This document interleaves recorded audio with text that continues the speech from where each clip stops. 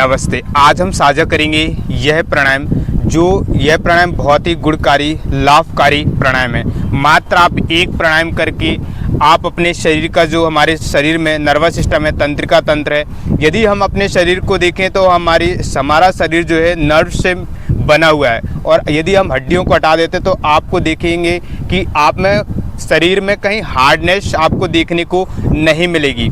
जो हमारे शरीर में उपस्थित जो नाड़ियां हैं तो अधिकतर ग्रंथ 72,000 नाड़ियां कहते हैं, परंतु जो हड्ड प्रदीपिका के अनुसार यदि हम देखते हैं तो उसमें 3.5 लाख नाड़ियों का वर्णन किया गया है जो हमारे शरीर पर उपस्थित है। छोटी छोटी कोशिकाएं ही हमारे नर्व्स और वेन्स का काम करती हैं। तो हम उसको कैसे हम पूर्णतः शुद्ध रखें, स्वस्थ रखें। देखिए, जब हमारे शरीर में मल दोष बढ़ जाता है तब हमारे शरीर में विकार उत्पन्न होता है।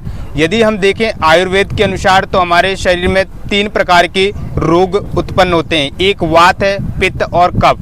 वात के जो हम रोग काउंट करते हैं तो वात में 80 रोग पाए जाते हैं, और यदि हम पित्त की बात करते हैं तो पित्त में जो है 40 रोग पाए जाते हैं, और कफ की बात करते हैं तो 20 प्रकार के रोग कफ से उत्पन्न होते हैं। ऐसे हम मिलाकर के 140 रोग सिर्फ ये 3 चीज़ें हमारे शरीर में उत्पन्न करते हैं। यदि यह चीज़ हमारे शरीर में सम नहीं है, सम की स्थिति में नहीं है, तो हम समझ लीजिए बीमारी की ओर बढ़ रहे हैं, बीमार पड़ रहे हैं।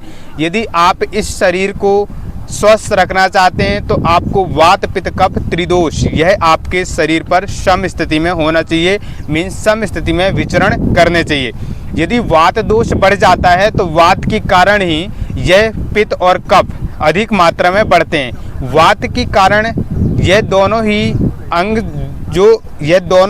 जो है ना वात के कारण जो है पित्त और कफ ये दोनों अपंगु मीन्स एक लंगड़े व्यक्ति के समान है, क्योंकि वात जो है हर एक जो हमारी वायु है तो वह वायु इनको खींच करके हर एक ऑर्गन जॉइंट्स तक नर्व्स तक लेकर के जाती है।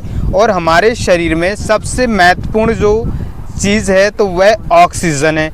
यदि हम ऑक्सीजन का प्रॉपर मात्रा में ग्रहण नहीं करते हैं तो उस कारण से हमें क्या होता है कि हमें इंटरनल प्रॉब्लम्स बहुत ज़्यादा देखने को मिलती है। जैसे कि हमने कई वीडियो में कहा है कि आंतरिक शरीर से हमारे 90% रोग उत्पन्न होते हैं। 90% रोग इंटरनल प्रॉब्लम्स खड़ी करते हैं। यदि आप इंटरनल बॉडी को स्वस्थ रखते हैं तो आपके 90% जो हमारे शरीर में रोग उत्पन्न होने वाले हैं उनसे हम मुक्त रहते हैं। तो सिर्फ हम एक प्राणायाम को लेकर के आए हैं, लेकिन ध्यान रखें हम थोड़ा बात ज़्यादा करते हैं, आपको अच्छे से समझाने की कोशिश करते हैं। तो यदि आप जब तक समझेंगे नहीं तो आप उसको जानेंगे कैसे। जैसे कि मान लीजिए एक सेब है, एप्पल है। यदि एप्पल हमने आपको खाने को दे दिया तो आप खाने में थोड़ा घबराते हैं कि यार कौन खाए, डेली यही चीज़ चल रहा है, हमें नहीं खाना है। परंतु यदि उसके आपको न्यूट्रिशंस, विटामिन्स और सब मिनरल्स, फाइबर, इन चीज़ों के बारे में अगर पता है कि नहीं इससे तो विटामिन ए भी मिलेगा, फाइबर्स मिलेगा, आयरन भी मिलेगा, जंक फूड्स भी मिलेगा,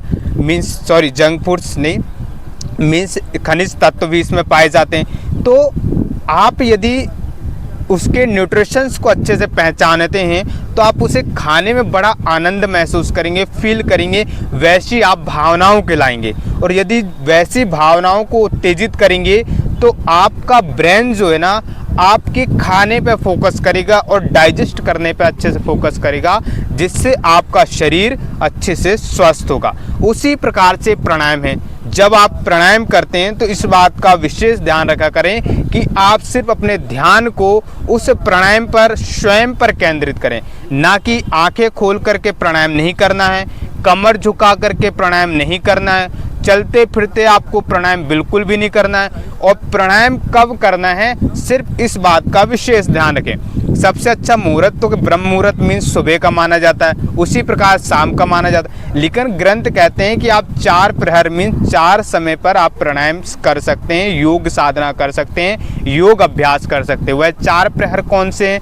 तो वह 4 प्रहर यह हैं कि आप प्रातःकाल, फिर आप दूसरा है दोपहर में, तीसरा है श्याम काल और चौथा है अर्धरात्रि। तो हम तो आपसे ये कह रहे हैं आप 2 टाइम कर लो, सुबह शाम आप अभ्यास कर लीजिए। लेकिन अभ्यास की विधि विशेष ध्यान रखिएगा। देखिए, यह प्राणायाम हमारे शरीर के लिए बहुत गुणकारी तो होते हैं, परंतु यदि आप सावधानी नहीं बरतते हैं तो यह विष का काम करते हैं। तो आपको सावधानी पूर्वक अभ्यास करना है यदि आपको अपने शरीर से दोष को हटाना है। तो आप चलिए जुड़ते हैं उस एकमात्र प्राणायाम से जो आपके पूरे नर्वस सिस्टम, तंत्रिका तंत्र और आपकी नर्व्स को शुद्ध करने का काम करता है। उसे कहते हैं नाड़ी शोधन प्राणायाम। आपको नाम से ही समझ में आ रहा होगा कि नाड़ी शोधन प्राणायाम मीन्स नाड़ियों का शुद्धिकरण। यह प्राणायाम करता है एक प्राणायाम। कैसे आप करते हैं इस बात का विशेष ध्यान रखें। यदि आपसे आसन कोई सा नहीं लग रहा है तो इस प्रकार से मेरी तरह आप सुखासन में बैठ जाइए, और यदि आपसे आसन लग जाए तो सबसे उत्तम आसन होता है नाड़ी शोधन के लिए यह पद्मासन। इस प्रकार से दोनों पैरों के ऊपर एक एक पैर रख लीजिए और सहजता पूर्वक बैठ जाइए, तो इसे बोलते हैं पद्मासन। तो इस आसन में आप इसका अभ्यास कीजिए, और अभ्यास प्रतिदिन 15 से 20 मिनट इसका अभ्यास करना है, सुबह शाम करना है। यदि आप ऐसा करते हैं तो आप देखिए 1 महीने में आपके शरीर के बहुत से जो इंटरनल प्रॉब्लम्स हैं वह धीरे धीरे ख़त्म होना प्रारंभ हो जाती हैं। और आप जो प्राणायाम करते हैं, प्राणायाम आपके शरीर को हल्का बनाने का कार्य करता है। ऐसा नहीं है कि कोई व्यक्ति मोटा है तो प्राणायाम करने से उसका मोटापा कम हो जाएगा या वह उसका वजन कम हो जाए, जी नहीं। आपको इंटरनल स्ट्रांग बनाएगा, इंटरनल आपको ऊर्जा इतनी देगा कि आपका शरीर आपको हल्का लगेगा, मन तन हल्का हो जाएगा। तो इस तरीके से आपको इस नाड़ी शोधन प्राणायाम का अभ्यास किस प्रकार करना है, हमने आपको बैठने की विधि बता दी। पद्मासन बैठ जाइए, कमर आपकी सीधी रहे, आपकी गर्दन सीधी रहे, सिर सीधा रहे, कमर गर्दन सिर सीधा रखना है। इस बात का विशेष ध्यान रखें। देखिए, जब आप प्राणायाम करते हैं तो आप सांसें थोड़ा बहुत रोकते हैं। अगर हम देखें नॉर्मल लाइफ में तो हम 1 मिनट में 16 से 18 बार सांसें लेते हैं। तो उसमें जब आप विघ्न थोड़ा सा उत्पन्न करते हैं सांसें लेने में, तो उससे आपकी आयु भी बढ़ती है। तो इस प्रकार से आपको इस प्राणायाम की भूमिका को ध्यान में रखते हुए, इसके लाभ और सावधानियों को रखते हुए आपको अभ्यास करना है। चलिए हम जुड़ते हैं आप इस नाड़ी शोधन प्राणायाम से। नाड़ी शोधन प्राणायाम के लिए आप इस प्रकार से आप पद्मासन में बैठे हुए हैं, सुखासन में। आप दोनों हथेलियां इस प्रकार से ज्ञान मुद्रा, इसे चिन्ह मुद्रा भी कहते हैं, इस मुद्रा में आप रखिए। इस तरीके से रख लीजिए, उंगलियां नीचे की ओर नहीं, ऐसे ध्यान रखें। आपको उंगलियां जो है ऐसे नीचे की ओर नहीं रखना है, ऐसे आप ऊपर की ओर रखिए इस प्रकार से। और आपको दायां हाथ उपयोग में लेना है। पहले स्टार्टिंग में तो आप दायां लीजिए, आपको अगर लगे दर्द होने लगा तो आप बायां भी हाथ यूज कर सकते हैं। आपको यह इंडेक्स और मिडिल फिंगर, इसे बोलते हैं तर्जनी, यह मध्यमा संस्कृत में। तो आप ऐसे हाथ के नीचे रख लीजिए। आप अंगूठे को और आप ये रिंग फिंगर जिसे हम कहते हैं अनामिका और कनिष्ठ का ऐसे सीधी रखिए। राइट हैंड, लेफ्ट तो सेम पोजीशन में रहेगा। आप ऐसे राइट हैंड का अंगूठा राइट नोस्ट्रल पर ऐसे रख लीजिए। आंखें ध्यान रखें, कोमलता से आप बंद करेंगे। पहले आप विधि देख लीजिएगा, जब आप अभ्यास करेंगे तो आंखें आपकी बंद होनी चाहिए। तो इसमें नाड़ी शोधन प्राणायाम में बताया गया है कुंभक के साथ आप अभ्यास करते हैं। कुंभक का रेशियो जो होता है 1:4:2 मीन्स आप 16 काउंट तक सांस अंदर खींचेंगे, 64 काउंट 64 काउंट तक आपको होल्ड करना है, अंदर रोकना है। एंड जब आप रिलीज करते हैं, रेचक क्रिया करते हैं, तो उसमें आपको 32 काउंट 32 काउंट्स आपको रिलीजिंग में आपको धीरे धीरे छोड़ना है। तो उसे हम नाड़ी शोधन प्राणायाम कहते हैं। देखिए इस प्रकार से अंगूठे को रखा, फिर आप धीरे धीरे सांसें इनहेल कीजिए, अंदर खींचिए, पूरक कीजिए से। ऐसे सांस भराने के बाद आप रिंग फिंगर से इसे भी बंद कर लीजिए। अब आप कुंभक कीजिए, रुकिए यहाँ पर। आपको जब तक सफोकेशन घबराहट नहीं हो अच्छा खासा, आप रुकिए, यहाँ ठहरें, रुके रहें।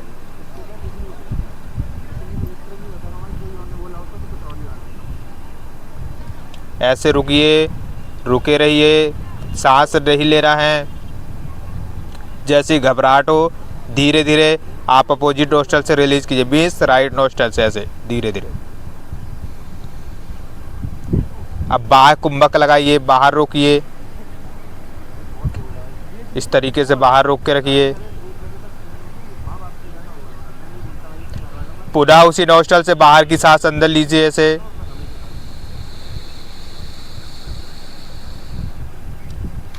अब आंतरिक कुंभक लगाइए, अंदर सांसें रोकिए।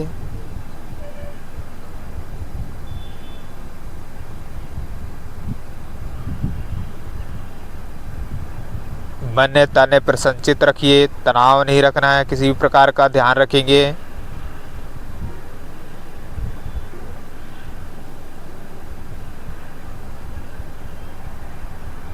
धीरे धीरे जब आपको घबराहट होने लगे तो आप दूसरे नोस्ट्रल से सांसें छोड़ेंगे ऐसे। अब जिससे आप छोड़ रहे हैं उसी से अंदर लीजिए। फिर आंतरिक कुंभक लगाइए, कुछ क्षण रुकिए, जितना आप रोक सकते रोकिए। जितना आप सांसों को रोकेंगे तो आपकी जीवनी आयु बढ़ेगी, आपका नर्वस सिस्टम, तंत्रिका, इंटरनल बॉडी स्वस्थ रहेगी।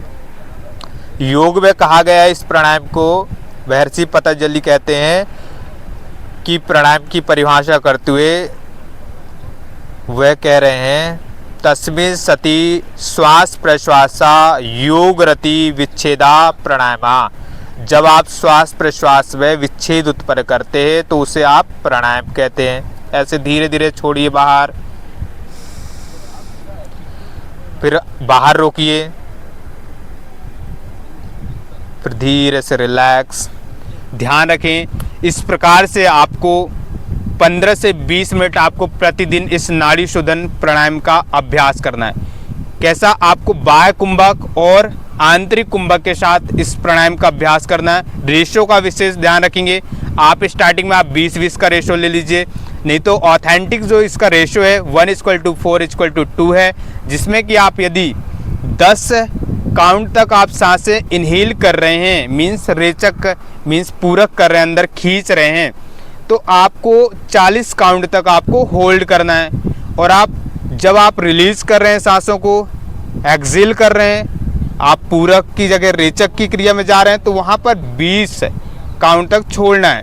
आप देखिए योग ग्रंथ क्या कहते हैं कि पहले आप एकदम तेजी से तो ले लीजिए, लेकिन आप होल्ड उससे 4 गुना कीजिए। होल्ड करेंगे, जब आप सांसों को रोकेंगे तो आपकी जो ऑक्सीजन है आपके एल्वलाई में, आपके ब्लड में अच्छे से घुल पाएगी। जब वह ऑक्सीजन घुल पाएगी, ऑक्सीजन रहित जो ब्लड है, ऑक्सीजन जनरेट जो ब्लड है आपकी बॉडी में अच्छे से फ्लो होगा, तो आप में एनर्जी, ऊर्जा अच्छी रहेगी।